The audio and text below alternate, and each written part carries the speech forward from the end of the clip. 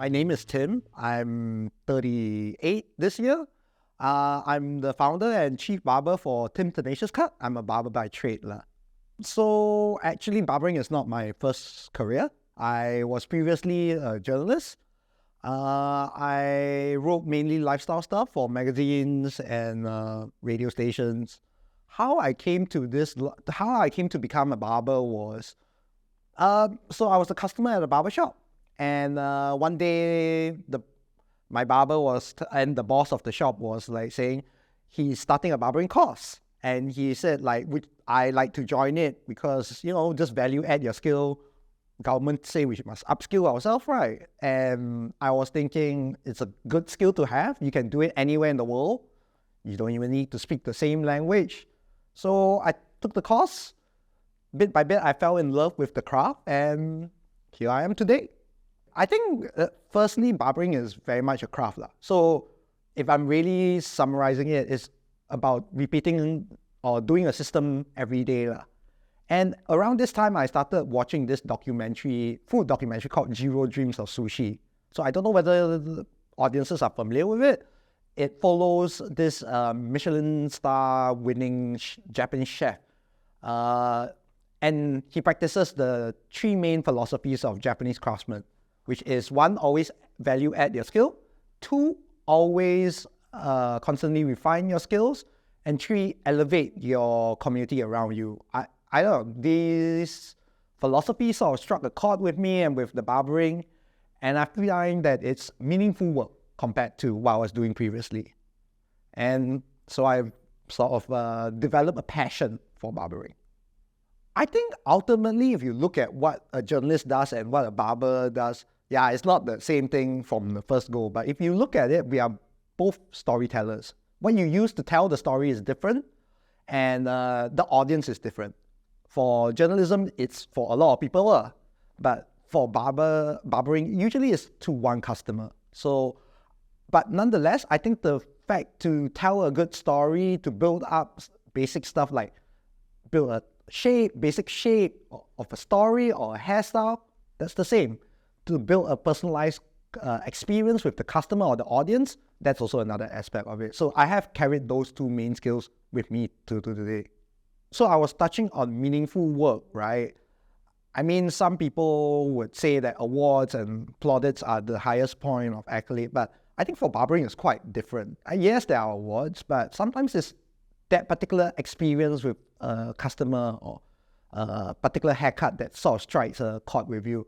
I remember cutting for this 82-year-old man.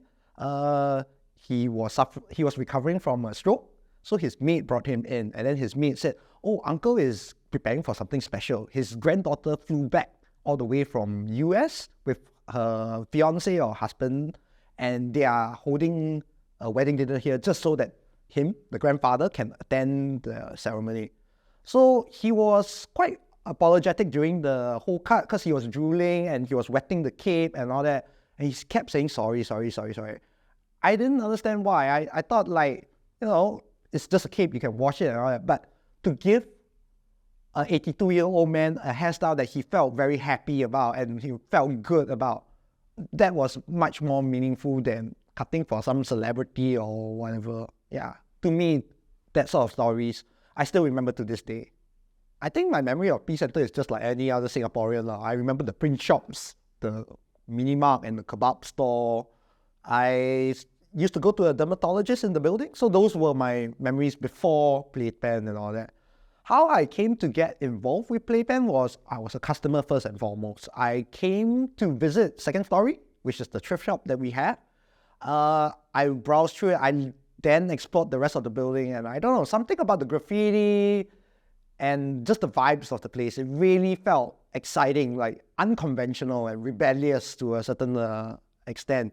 And I went to find Wendy, who is the operations manager for PlayPan, and voila, here I am. Just like everyone else, I think it's a very organic kind of process. Obviously, we've come together under one roof, not by design, not by force, but just by circumstances. But we've sort of integrated in a way like the old kampong spirit and a real community. And you can feel it the moment you walk into the mall. I think there's no that shop is that shop, this shop is this shop. We don't believe in that lah. Yeah. We will support all our neighbors whenever they have events, vice versa. Seeing PlayPan's willingness to foster the creative community, the social good community, I actually invited some friends that worked with me previously in the barbershop. They are local pro wrestlers. So I brought them to the space and I said, hey, you guys are doing local pro wrestling. Not many people know about it as much as you would like. Why don't you come and do something here? There's lots of space. It's something that you can be a little bit more creative about as well. And I'm very proud that we've created a memory, or they have created a memory. I'm just helping them with the haircut and all that.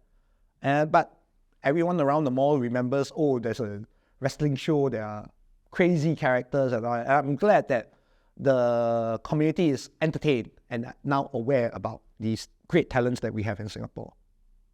I think as we are coming towards the end of the physical manifestation of PlayPan and Peace Center, many people have asked like, oh, how are you going to replicate this anywhere else, or how are you going to expand it to somewhere else? I think that's where this is unique to PlayPan. It will only happen here in Peace Center under PlayPan curation. If I move over to another honorary mall or whatever, it wouldn't have that same vibe and openness. So I guess that's what this PlayPan experience has given me.